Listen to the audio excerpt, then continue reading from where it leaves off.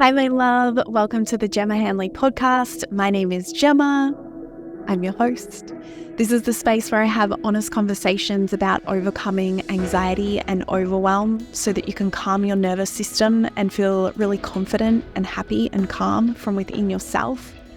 Along the way, I share my own stories of holistically healing 23 years of anxiety and depression myself. And so if you're a woman seeking answers to perfectionism, people-pleasing, burnout, resistance, you may love, you're in the right place. Let's do it. Let's begin. And before we begin, I want to pay my respects and acknowledge the traditional custodians of the land upon which I am recording from, which is the Gubbi Gubbi tribe. And I want to extend that acknowledgement to their elders, past, present, and emerging, as well as anybody of Indigenous or Torres Strait Islander heritage watching this replay. Hello, my love, and welcome back to the podcast. Oof, we've got a big topic that we're going to explore here today, and I'm excited to dive in. This is a topic that I can hand on heart, full body say has transformed my life. I would say it is one of the most, if not the most, but definitely one of the most powerful life skills I've acquired. It's something that I use over and over and over again.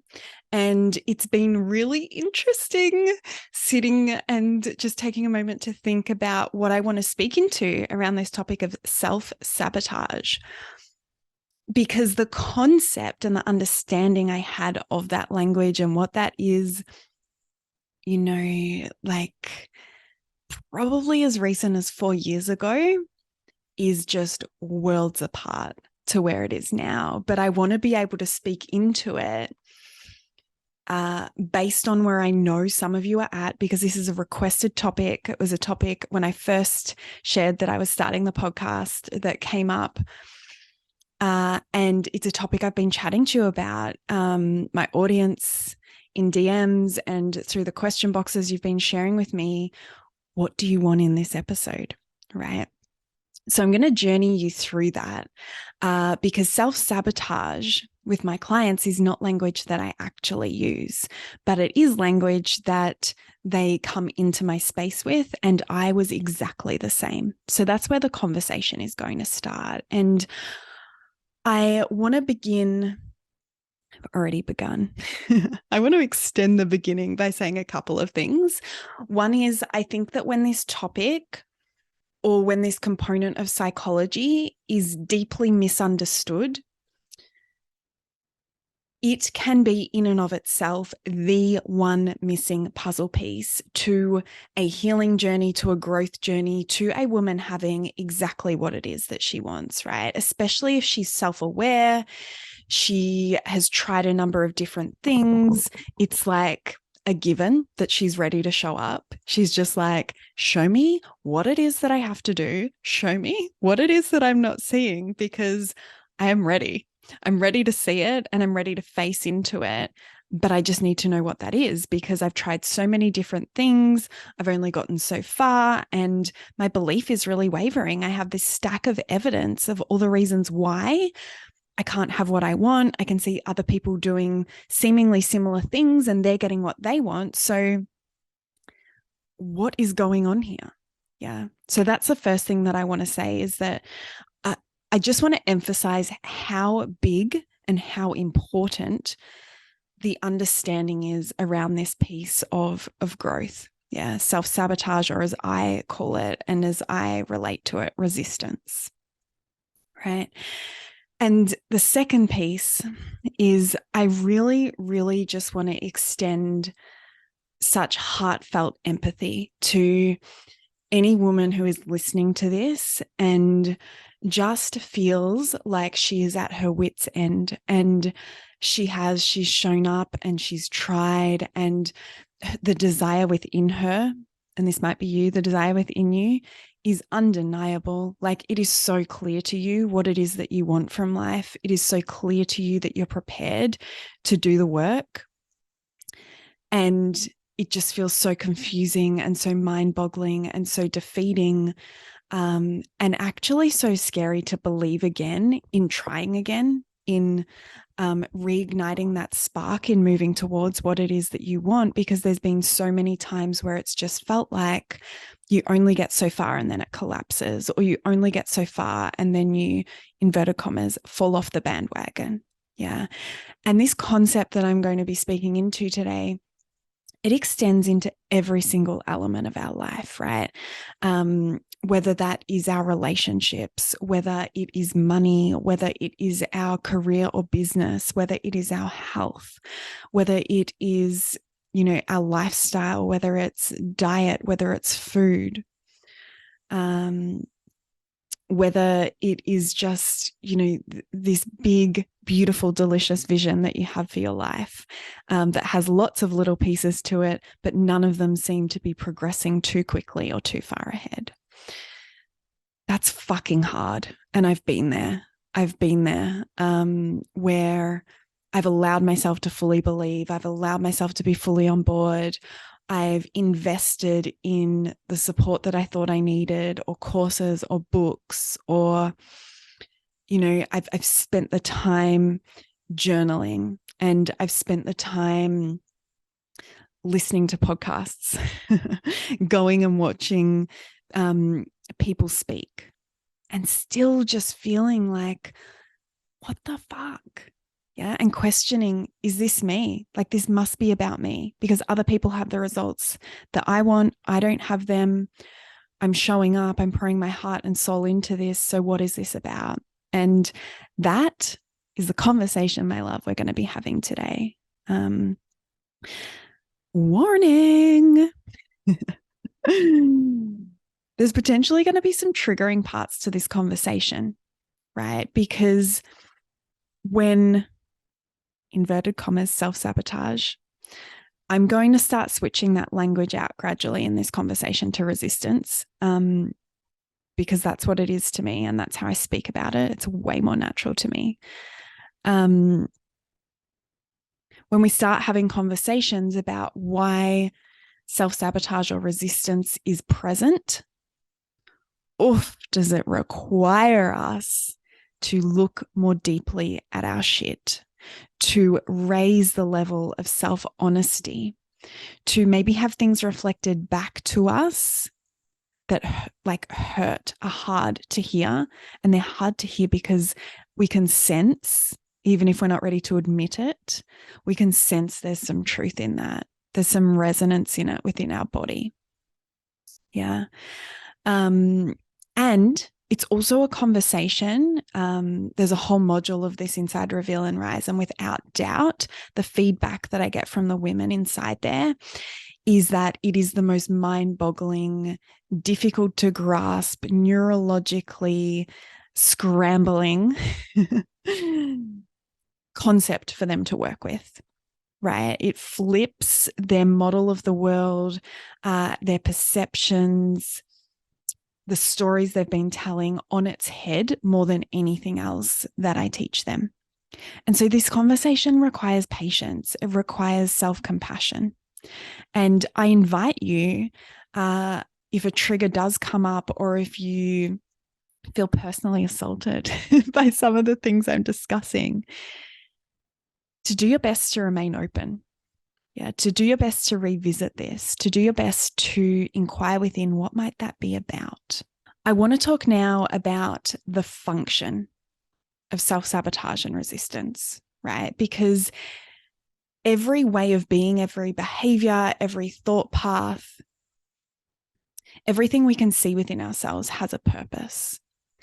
And the most simple way that I can explain the function or the purpose behind self-sabotage and resistance is that it enables us to avoid doing something that feels uncomfortable, right? Because the nature of doing things that feel uncomfortable is, I don't know what I'm doing. Do I look stupid? Am I a dickhead? Are people judging me? Am I being rejected? And that then triggers this concept of self of, I'm not good enough. I'm not enough. I'm not smart enough. I'm not intelligent enough. I'm not young enough, old enough, attractive enough. valuable enough, worthy enough. I'm failing. There must be something wrong with me. I'm broken. When I'm awkward or when I'm not getting things perfect, I'm unlovable. Yeah, I'm undesirable. This is some of what goes on as soon as we even consider stepping into a behavior or a way of being that is uncomfortable. Yeah, like what if I fuck it up? What if I end up in a worse position than where I am right now? Yeah. And when we do something that triggers all of these thoughts and all of these questions, yeah, and the monkey mind to start jumping around and playing around, those thoughts and those feelings trigger painful emotions, right? So anxiety comes up, fear comes up, shame can come up, embarrassment can come up.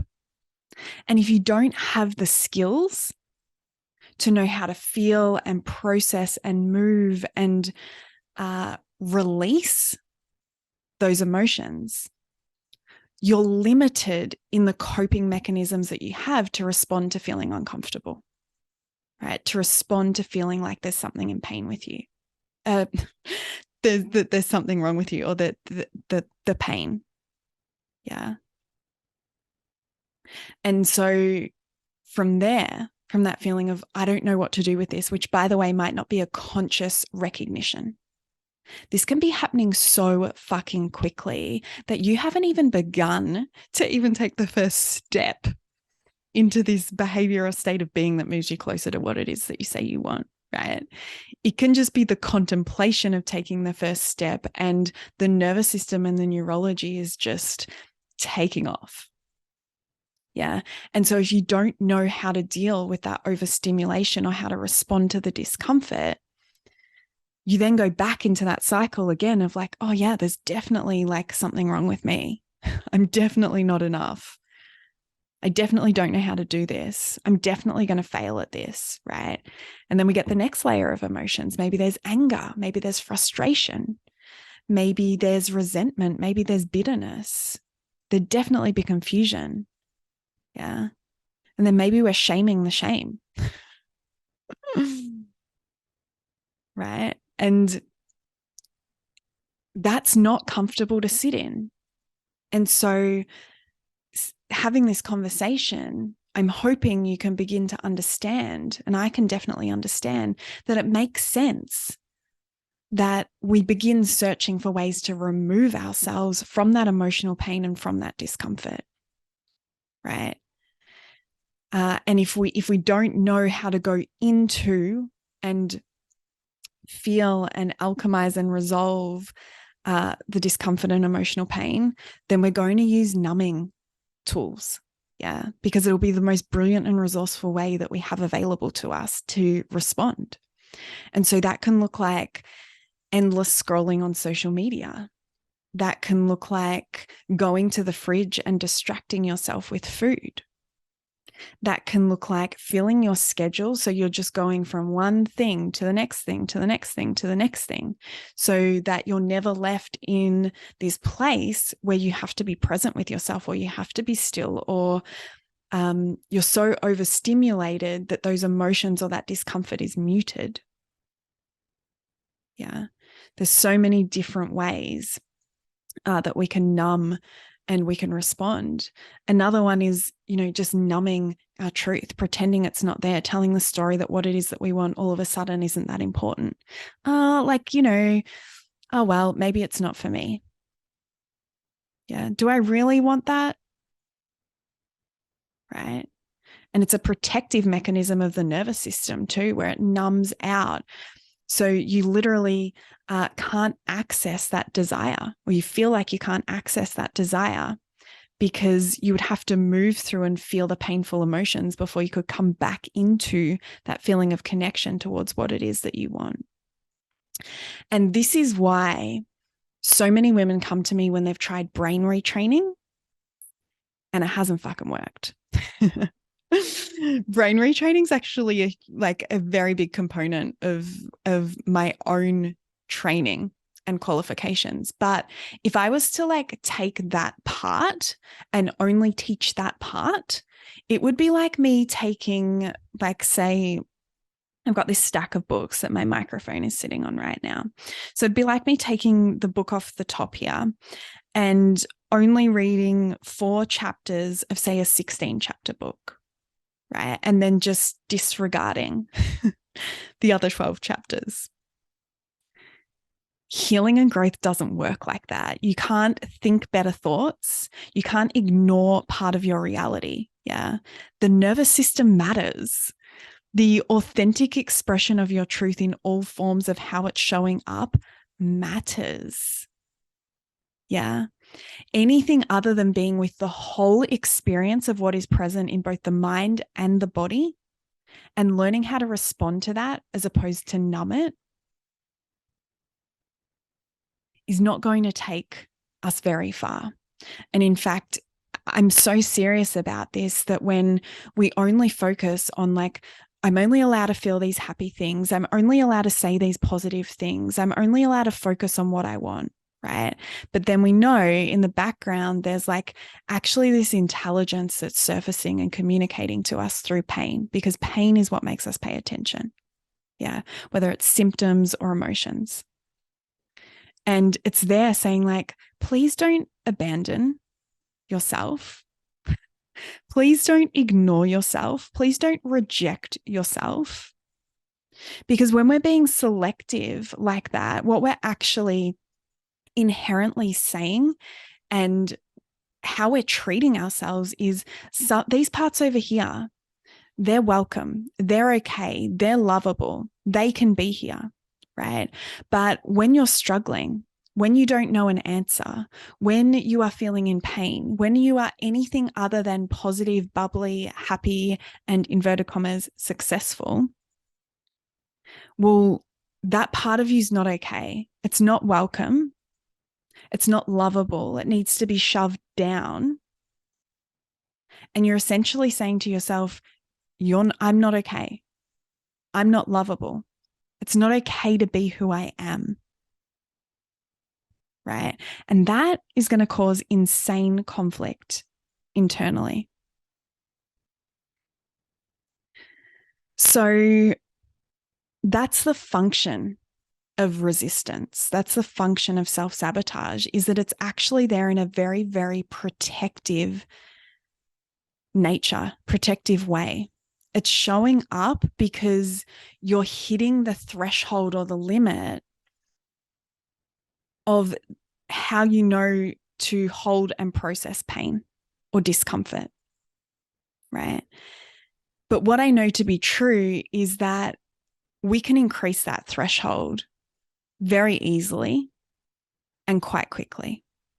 Yeah. Little by little. Yeah. It's not going to just completely transform and change overnight, but there's some things we can immediately do to begin shifting and changing that. And one of the first things we can do is take ownership of creating our own definition of what it means to be sitting in discomfort. Right? So much of society and so much of the world that is mirrored back to us is around immediate gratification. It has to feel good. It has to look good. It has to be good. And it has to look, feel, and be good right now. Yeah. And if it's not, it must be broken and it must need to be fixed and it must need to be like tampered with. When in actual fact, we have this incredible resilience within ourselves to be able to sit with discomfort. And so you will have heard me say, I would think, and you'll hear me say again, that all emotions, painful and pleasurable, yeah, but this conversation is more sort of helping you to understand the painful. So painful emotions, they are an intelligent messenger. It's the communication system of the body. Your intuition, your subconscious, your heart, your gut feeling, that internal knowing, that internal compass. It is the communication system of that deeper knowing from within yourself of who you are, that there is something very important for you to pay attention to. Yeah. Something that is going to allow you to understand yourself more deeply and have more of what it is that you want. And so even by just beginning to create that shift in what you make discomfort mean, in what you make painful emotions mean, you already position yourself to show up in a different way, to respond in a different way. Yeah. Then rather than being like on the defense and wanting to just like shut that shit down, having to get rid of it, it's more of this like, okay, you're welcome here. I'm going to allow this to be here. There's something I can learn from this. This isn't wrong. This isn't bad. This is actually normal and appropriate. It is part of the human experience and the human condition. This information has the power for me to access even more brilliance, even more intelligence, and even more success from within myself. Yeah. So one of the other things I was reflecting on before I sat down and like hit record and hit play was, what are some of my examples that I could share with you of like where self-sabotage has shown up or where resistance has shown up for me in the past? And it was really interesting because I'm so disassociated, or like, this is probably maybe not the right word, but like disconnected and just unhooked from this idea that it's possible for me to sabotage myself, that when I tried to find the examples through that language, I was like, there are none, right? But when I went to resistance, yeah, because everything is an expression of my truth. And so if fear is coming up, if anxiety is coming up, if shame is coming up, if embarrassment is coming up, if discomfort is coming up, and I'm feeling paralyzed, or I'm feeling confused about how to move forwards, or I'm feeling resistance to moving forwards, procrastination, avoidance, that's a really helpful message for me. That's not sabotaging. It's actually showing me the way. It's showing me what needs to be looked at and what needs to be healed, what needs to be questioned, what do I need to get curious about so I have the information I need to move forwards.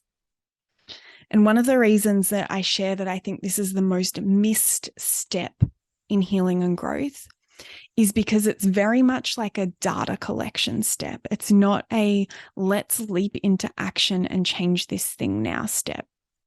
It's a self-understanding step. Yeah. And that's going to make more sense as I move through some of these examples. So I want to share with you some personal examples of where this has shown up for me in the past. And one that popped up today, I was sitting eating lunch, and my world has a lot happening in it at the moment. I've just moved house. I've moved location. I've changed my license. I've changed my registration. I've changed my address. I've changed my health insurance. Like, the internet isn't working, and I've had issues with that on top of just all the normal things when you move. I'm onboarding my beautiful assistant at the moment as well. And so that is requiring more of my attention. I'm getting used to living in a new location. So there's just been lots happening. And there are probably at least 6 people in my life right now that are waiting to hear back from me. And in the past, that would have felt extremely overwhelming. I would have been consumed by guilt. And I would have been consumed by stories around that of, I'm failing, I'm letting people down, this isn't good enough, I'm not good enough. And I would have been so caught up in that I wouldn't have been able to do what happened today, which was when I realized I was still playing phone tag with one of these people, but the phone tag was just like really pushing the limit anyway. Like, I was just trying to squeeze it in, which is not how I like to do relationships. And so I just picked up my phone and I sent him a message, and I just said like, hey, these are some of the things that on on my plate and in my world right now. They're all really exciting. Things are going to be a lot smoother and calmer in 2 weeks' time. And I'd love to be really present when we connect. So that's when I'm going to bounce back to you. Like, hope all's well with you. Love you. Yeah. And that's just not something that I would have been able to do in the past because I didn't have the skills to respond to discomfort in the way that I do now, right? So how that happened today is I feel a sensation in my body, or I notice the feeling, of guilt, of overwhelm, of frustration that I haven't gotten back to that person. And I'm able to respond to that with really clean, clear communication and knowing that I'm brilliant in my needs. I'm brilliant in my capacity as it is. Yeah. Whereas in the past, I would have needed to please that person.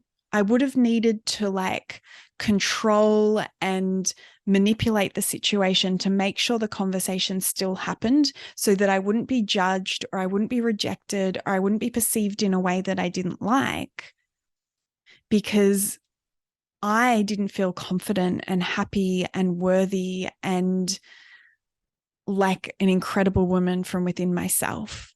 Yeah, so I was needing to source that from outside of myself.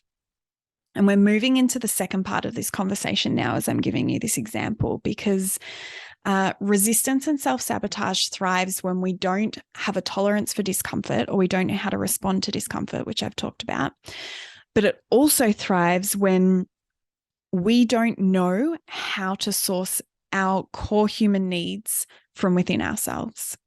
And so we need to run around in the world outside of us, other people, other places, other events, other things, before we will know that we are worthy. Yeah, so I wouldn't have been able to have that communication, because if I upset that person, if they didn't like what I said, I would have taken that to heart. I would have taken that to mean that I wasn't enough. I was a shit person, right? Whereas now, that knowing, that filling up the cup of my need, and that knowing that I'm significant, that I'm brilliant, that I'm incredible, that I'm intelligent, that I'm beautiful, that I'm loving, that my intentions are pure, that comes within me. No one can challenge me on that. Right? Because I've healed and grown to a space where I really, really believe that. And I'm proud of how I show up. And I know from within that I'm doing my best. And I'm always prepared to receive feedback and consider it. And I'm always prepared to take ownership for when I have dropped a ball, or when I would have liked to have responded in a different way, because I'm also human. Another way that resistance has shown up for me, and probably, to be honest, my biggest life lessons in the space of resistance have been around business and money, like career, business, and money. They've been the common themes for me.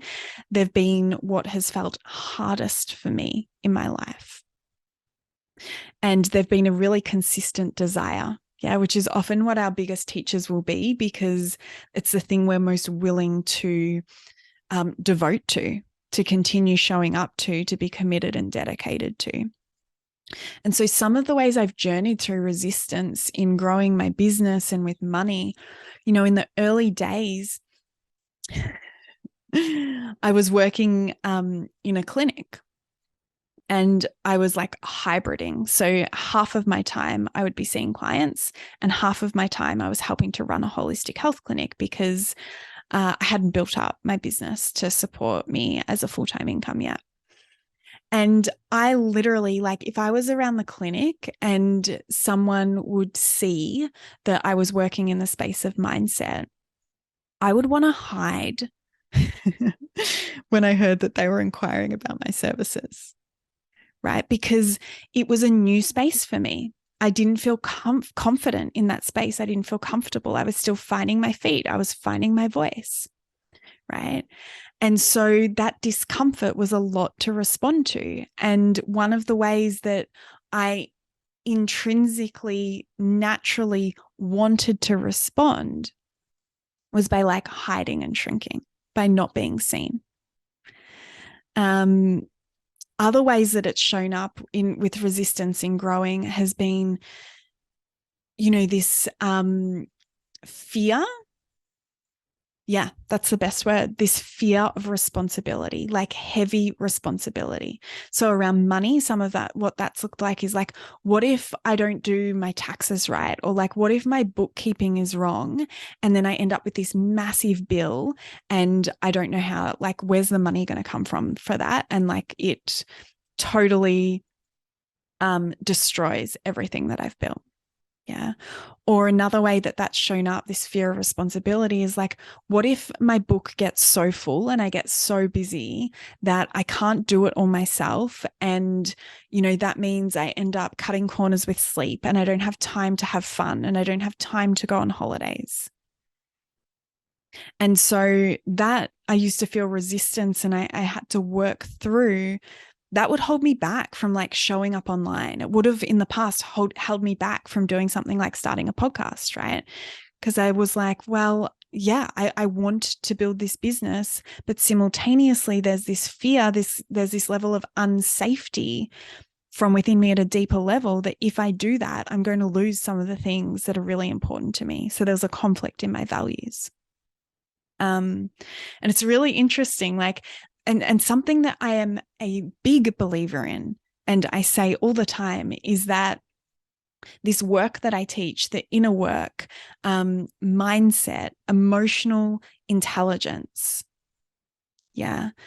welcoming in all of your experience of life, the painful and the pleasure. This is a lifestyle choice. It is not, you do this once, you tick the boxes, you finish the course, you put the certificate on the wall and you're good. Yeah. And then you can just move on to some other hobby. This is a lifestyle choice. And so the more we can normalize and unlearn that discomfort is wrong, bad, shouldn't be there, and relearn that discomfort is an intelligent communicator. It is on our team. It is showing us the way. It is a normal, natural part of growth. That if you think you value growth or if you want to value growth, you're going to have to become comfortable with becoming uncomfortable. So on this topic as well, so I'm still on the theme of business and discomfort. I can very, very, very, very clearly remember when I was still working out of that clinic and seeing clients in person, driving home one day, so outrageously uncomfortable, like to the point where I did not feel like I could take on another ounce of discomfort, of growth and expansion, anxiety and fear. And, I'm driving along and I was just like, I just want to jump out of my body. This is so uncomfortable. And I had this moment where I just realized, if I keep focusing on stopping the discomfort, getting rid of the discomfort, I'm missing the point. But also, I just should not be in business. If I can't become comfortable or work towards becoming comfortable with being in discomfort, this isn't going to work, right? Because the nature of growth and expansion is getting out of your comfort zone. And so the far more rewarding focus for me was, okay, how can I expand my ability to respond to this? How can I expand my ability to be present with this, to feel this, to listen to this, to hear the messages that are here with this?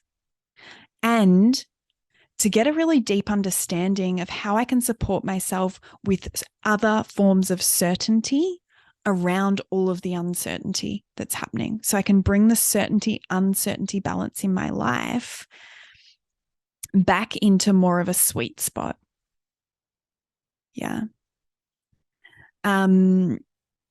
But where I was going with this whole conversation of it being a lifestyle and it's an ongoing process and it continues to show up, just this week, there's been a flood of inquiry coming through my business. December and January are always, I mentioned on a prior podcast, the busiest time of the year in the mental and emotional health and wellbeing space. And it's funny still watching this in my nervous system, right? Like when that's not happening, I'm just like, that's all I want. That's my desire. Like, I just want to help as many women as possible. And like, I love this work and it lights me up. And then the flood comes through and I watch my nervous system. And this is another way of responding, is rather than being fully in it, being able to observe it and watch it and see the humor in it. Yeah. When you get to that point. And it's like, whoa, this is a lot of responsibility, isn't it?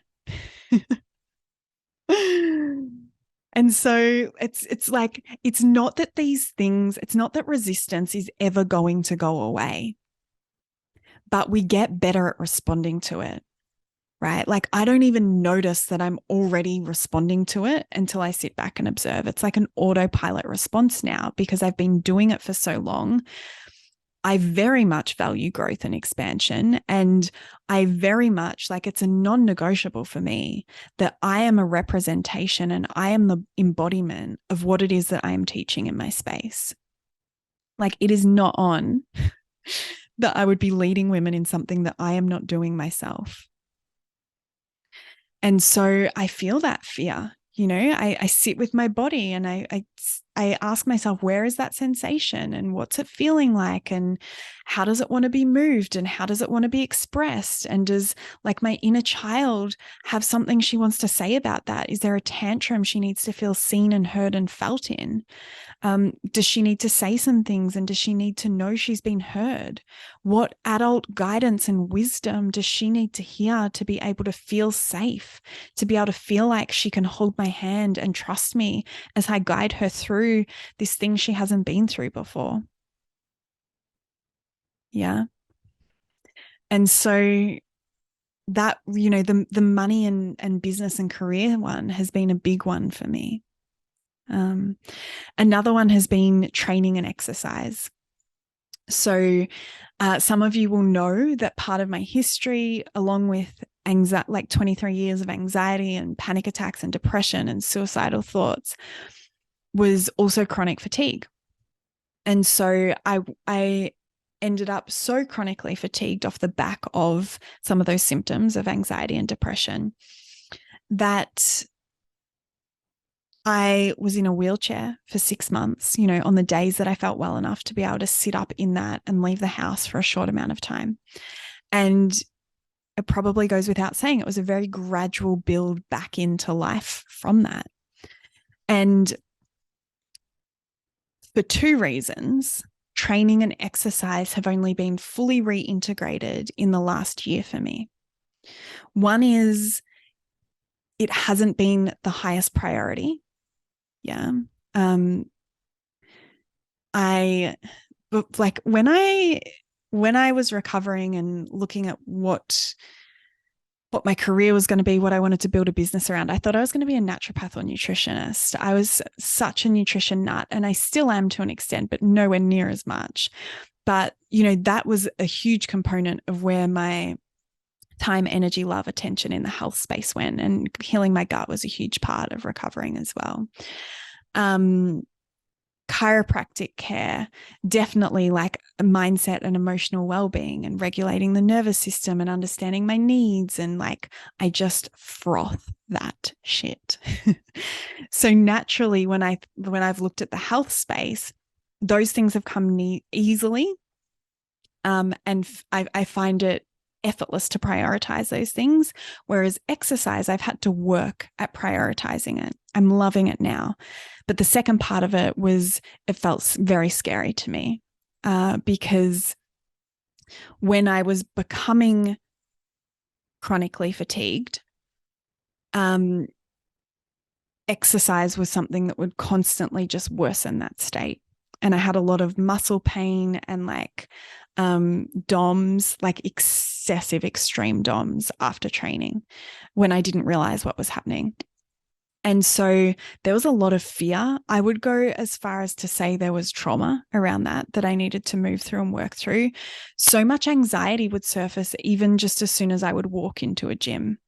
My physical symptoms of like tiredness would show up just at the right time when I would like want to go and exercise. There would be so much overthinking in my head about, is it the right day of the week to exercise? How much have I done? Have I exerted too much already? And then part of that actually also fed into the responsibility piece around business of like, well, I actually have to be able to show up and create my income and run a business. But what I found is that when I did it in a loving and compassionate way, when I made space for that fear, when I spoke to that trauma, when I expressed it through, touch on my body or tears or asking different questions of myself, when I created really safe and trusting environments for me to begin moving through that. Yeah. And some of what I'm talking about here is I created the certainty in the uncertainty. When I chose a modality that made really fucking good sense to me. Yeah. Sense being like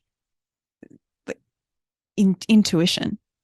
Yeah. Like that feeling of something being right. That's when it was able to move along for me. And so it really is this combination of how can I meet my needs in that moment, of which certainty is almost always going to be part of that. Significance is another one that I mentioned as well. Love and connection is another important one, and certainty very much ties into that too. But sourcing these from within yourself, as well as finding ways to bring tolerance and like rituals and supportive tools, and quite literally education and upskilling on different ways to support and be with your nervous system when it's dysregulated. Yeah. This is going to be a 2-part conversation. I wanted to do some of the like explaining and education and sharing and breaking down of what causes self-sabotage and resistance to be here in the first place in this podcast episode. And we're not finished yet. There's one more topic I want to just speak into a little bit. And then there's going to be a second part where all of the questions or topics that were submitted on my Instagram, I'm going to speak into those and just riff and jam on those a little bit. Some of them are questions, some of them are statements, but I'm just going to reflect, what I commonly see when that comes up in client sessions, or what I know to be true in the language that's like the question's been asked in, or what's been shared, or what I've, what's some of the deeper meaning behind the resistance or the sabotage that I've seen in my time as a coach. So 2 more things. And these are very, very important things. They're not just add-ons. They're to the core of the function and the purpose of sabotage and resistance. One is that every single behavior that we do is serving us. Yeah. As humans, we are designed to naturally behave and respond and use our instincts to meet our needs. Yeah, our core human needs specifically. And so even if we don't like the behavior we're choosing, even if it feels painful, it feels like it's working against us, it is also working for us, right? So we could be moving into maybe some of that triggering territory now. It's working for us because, when I was retreating in the clinic, and wanting to hide when someone was inquiring about my work, which is also exactly what I wanted to have happen, it was benefiting me because it was regulating my nervous system. I was getting to feel safe. I didn't have to experience emotions like shame, frustration, sadness, confusion, disappointment if I didn't know how to answer a question, or if I didn't know what to say, or if I went to explain something but I got confused, or I didn't use the best words, or I was seeing in the body language of the other person that they weren't finding it very helpful, right? So by shrinking and hiding, I got to benefit, I got to gain, because I didn't have to go into that discomfort that we've been talking about. Yeah. With the responsibility in business, when I had the fear around, okay, well, is this going to mean that like I have to be working all the time and I won't get to do fun things? I won't get to socialize. I won't get to have my downtime. I won't have space to take myself on my own dates. I won't get to have as much sleep as I need. Again, when I was resisting, or when I wasn't following through on these beautiful, immaculate strategies that I'd mapped out, right? Because I'm very, very fucking good at strategy. Like if there's a problem, I'm very good at like, okay, what are the 6 steps to resolve this? And then what are the mini steps under each of those 6 steps? But strategy is only like, at most, we might even be a little bit generous by saying it's 50% of getting the change that we want in our life. Psychology and the nervous system is an enormous part of that, right?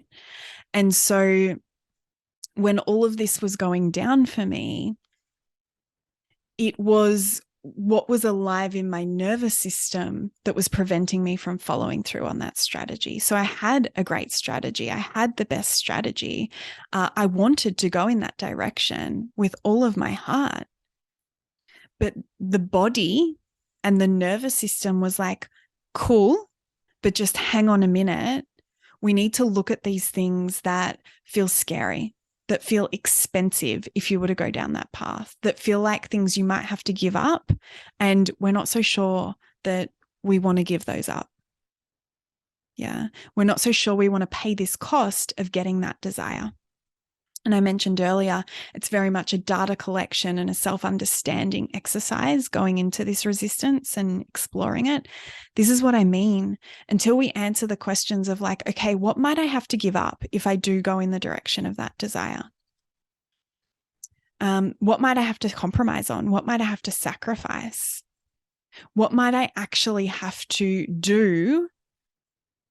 Yeah, so it might not be letting go of something that's present, but what might I have to go out and do differently? Or like, what might I need to acquire? What might I need to create for myself before I can go in that direction, or before I can have that thing? And do I really want to create and acquire that thing or that skill?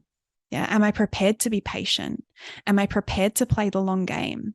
Am I prepared to go without for a little bit? Yeah, put immediate gratification to the side so that I can have the long-term reward. And sometimes your answer is going to be no.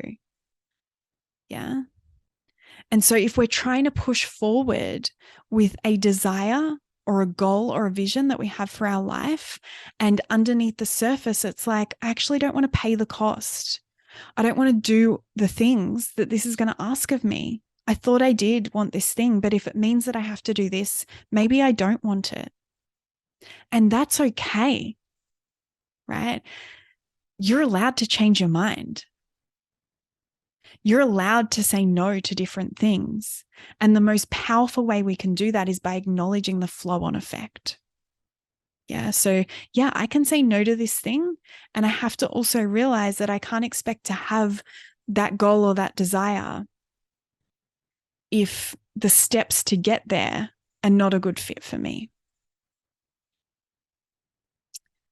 And so uncovering how you would gain, how you would benefit, how it works really well for you to stay where you are right now, right? When I was anxious and depressed,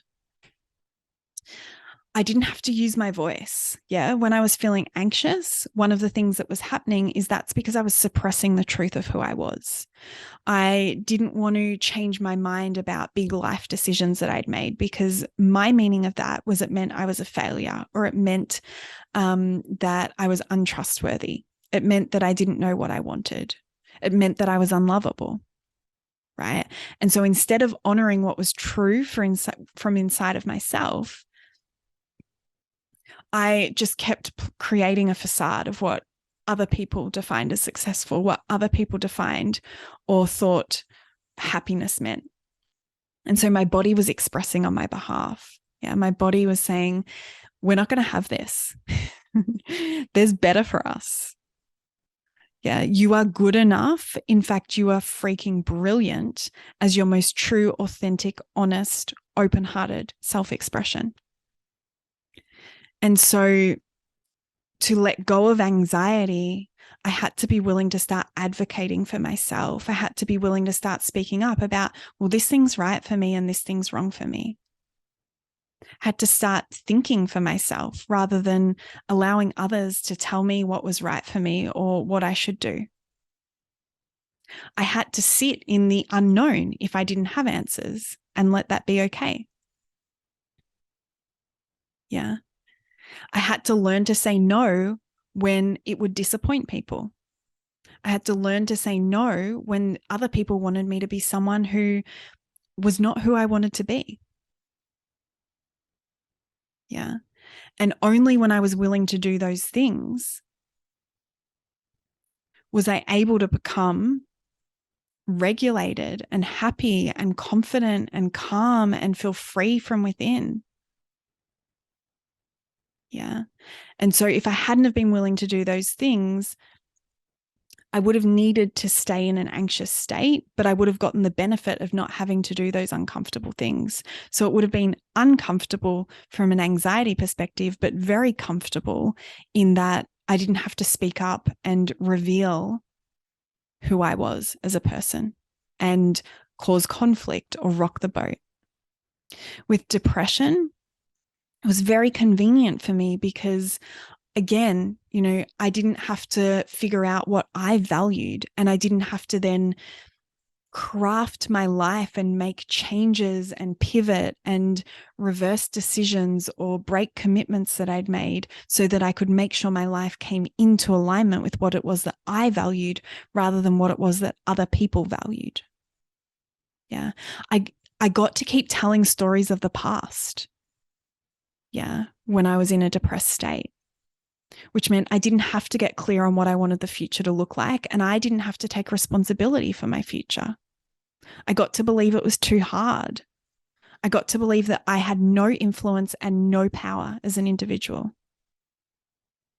I got to believe that it was not okay and not an option for me to speak up about things that maybe made other people uncomfortable that were true. Yeah. I got to believe that being honest and rude are the same thing. But that's not actually true, right? So the cost of getting and moving towards my goal and vision of happiness, joy, feeling energized, feeling connected, feeling lit up inside by the life that I live was disappointing others. Lovingly and respectfully saying hard and honest truths that they didn't want to hear. Yeah. Sitting down and sitting with the discomfort of like, I don't know what's important to me. How do I even begin figuring that out? And staying in that space rather than retreating back into, well, I guess I'm just broken then. Like, I guess there's something wrong with me then. I guess this is all there is for me then. Yeah.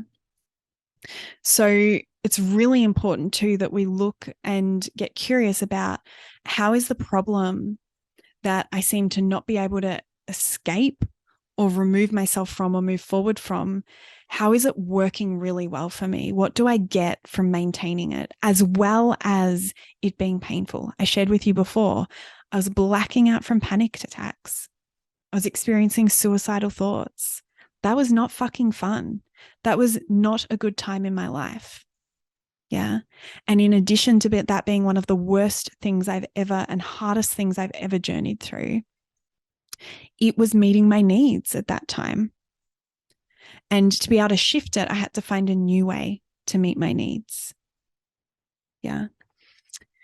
So to summarize and tie up this conversation,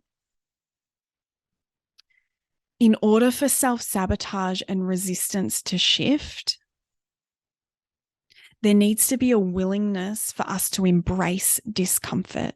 We need to redefine our story about what it means to experience painful emotions and experience discomfort, to face into hard things. That hard is a very normal and a very appropriate part of life, especially when we're moving in the direction of something that is meaningful and worthwhile to us. Yeah.